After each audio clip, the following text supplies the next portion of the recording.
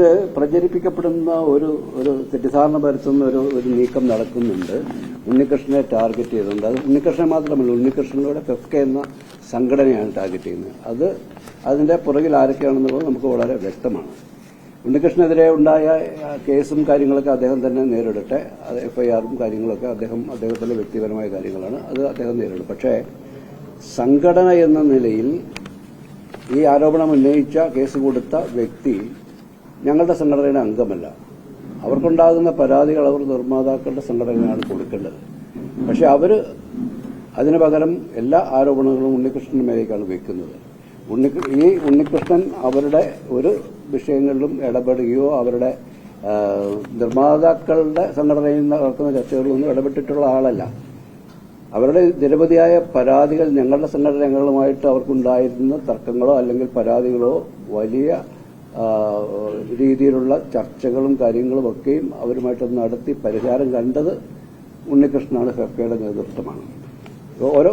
അതുമായിട്ട് ബന്ധപ്പെട്ട ആൾക്കാരൊക്കെ നമ്മുടെ കൂടെ ഉണ്ട്. ഇപ്പോൾ അവരോട് നമ്മൾ ഒരു ഘട്ടത്തിലും അവരോട് നിസ്സഹകരണം പ്രഖ്യാപിച്ചിട്ടില്ല. മറിച്ച് അവർക്ക് നഷ്ടപരിഹാരം വാങ്ങിച്ചു കൊടുത്തിട്ടേ ഉള്ളൂ. പല കേസുകളിലും അവർക്ക് നഷ്ടപരിഹാരം ഡിമാൻഡ് ചെയ്തുകൊണ്ട് വന്ന പല ഘട്ടങ്ങളും അതിന്റെ ന്യായാന്യായങ്ങൾ മനസ്സിലാക്കിയിട്ട് അത് മേടിച്ചു കൊടുക്കുന്ന രീതി തന്നെയാണ് തുടർന്നു വന്നത്. ഈ ജൂതൻ എന്ന സിനിമയുമായിട്ട് ബന്ധപ്പെട്ട ഒരു മീറ്റിംഗിനെ കുറിച്ച് അവർ പലയിടത്തും പറയുന്നുണ്ട്. ജൂതൻ ഭദ്രൻ എന്ന ഡയറക്ടർ ചെയ്യേണ്ട സിനിമയാണ്. അതിന്റെ നിർമ്മാതാവ് ഇവരല്ല.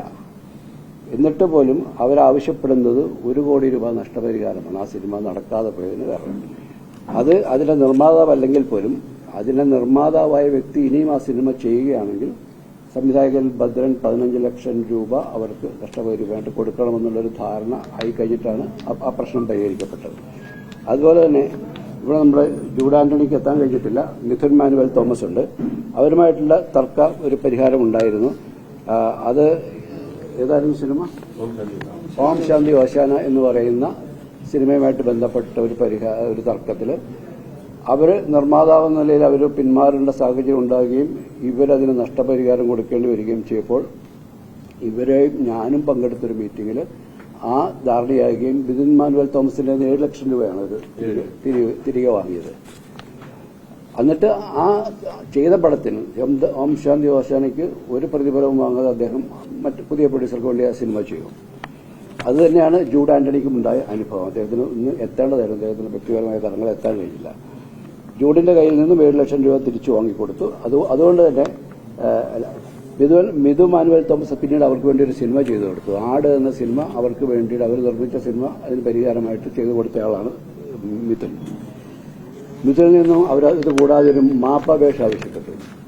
അതും നമ്മൾ വാങ്ങിക്കൊടുത്തു. മിഥുനെ കൊണ്ട് ആദ്യമായിട്ട് സിനിമ ചെയ്യാൻ വന്ന ഒരാളെ കൊണ്ട് അയാളിൽ നിന്നും മാപ്പപേക്ഷ വാങ്ങിച്ച ശേഷമാണ് ആ സിനിമ ചെയ്ത് കൊടുത്തത്. പിന്നെയുള്ളത്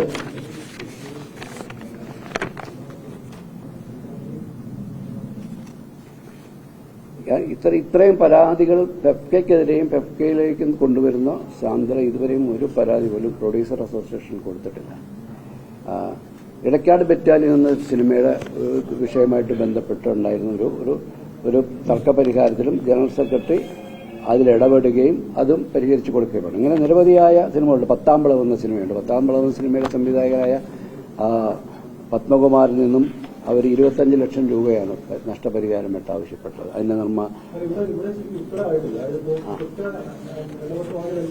അതെ, അതിലേക്കാണ് വരുന്നത്. ഏറ്റവും ഒടുവിലായിട്ട് അവരുടെ ലിറ്റിൽ ഹാർട്സ് എന്ന സിനിമയുടെ കാര്യത്തിലും ഇത്തരത്തിലുള്ള പരാതികളും കാര്യങ്ങളും വരെയും ഞാൻ പറഞ്ഞു വരുന്നത് ഈ സാന്ദ്ര തോമസുമായിട്ട് ബന്ധപ്പെട്ട എല്ലാ വിഷയങ്ങളിലും അവർക്ക് അനുകൂലമായ പരിഹാരം കണ്ടെത്തിക്കൊടുത്ത ഒരു വ്യക്തിയാണ് ബി ഉണ്ണികൃഷ്ണനും ഫെഫ്ക എന്ന സംഘടനയും.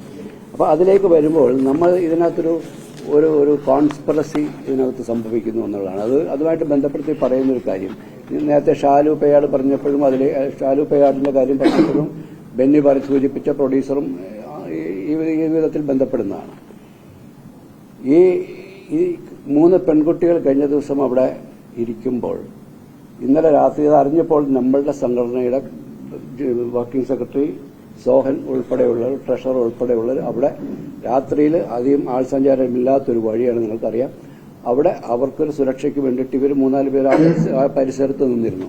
അവിടേക്ക് 2 WCCയുടെ അംഗങ്ങളാണ് വന്നത്. ഒന്ന് ഒരു പ്രമുഖ നടിയും ഒന്ന് ആ സംഘടനയുടെ അംഗമായ ഇവിടുത്തെ ഈ നഗരത്തിലെ തന്നെ ഒരു പ്രമുഖ കോളേജിലെ ഡീനായ ഒരു വ്യക്തിയും കൂടെ ആ രാത്രിയിൽ അവിടെ വന്നിട്ട് അപ്പോൾ ഈ 3 പെൺകുട്ടികൾ രാത്രിയിൽ അവിടെ ഇരിക്കുന്നത് സുരക്ഷിതമല്ല, നിങ്ങൾ രാത്രിയിൽ വീട്ടിൽ പോകും, നാളെ വന്ന് വീണ്ടും നിങ്ങൾ ഇരുന്നോളൂ, അതിനുശേഷം നാളെ പ്രശ്നം പരിഹരിക്കുന്ന ചർച്ചയുണ്ടാവും എന്ന് പറഞ്ഞിട്ട് അവരെ അവിടെ നിന്ന് പോകാൻ സമ്മതിക്കാതെ അവരെ നിർബന്ധിച്ച് ആ ഇരുട്ടിൽ ആ കൊതുകുകളി കൊണ്ട് അവിടെ ഇരുത്താനുള്ള നിർബന്ധം ഈ വന്ന 2 പേർക്കായിരുന്നു.